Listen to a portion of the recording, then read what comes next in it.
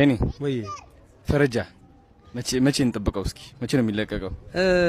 አዶንዬ እውነት ለመናገር ዛሬ የጨረስኩትኝ ድራማቲክ ፓርቶቹን ነው። 5 ከባድ የቦክስ ሲኖች አሉ።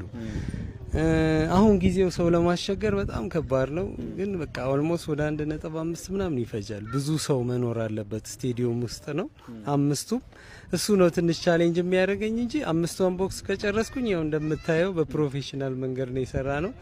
በነገራችን ላይ በጣም ፕራውድ ኦፍ ዩ። እሺ፣ የሚገርም አክቲንግ ናቹራል። እውነት በጣም ማገዶ ይፈጃል ብዬ ነበር ያሰብኩት። አዶናይ ይገርማል ነው የምነግራችሁ። ፕሮዲውሰሮች በደንብ ኮንታክት አድርጉት። እውነት ጎበዝ፣ ፍላጎት ያለው ፊልምን የሚወድ ፊልምን የሚያከብር አርቲስቱን የሚያከብር ልጅ ነው። ሪስፔክት ዘማን እንዴት አድርገን ነው ያ 2000 ሰው አልኩ አይደለ?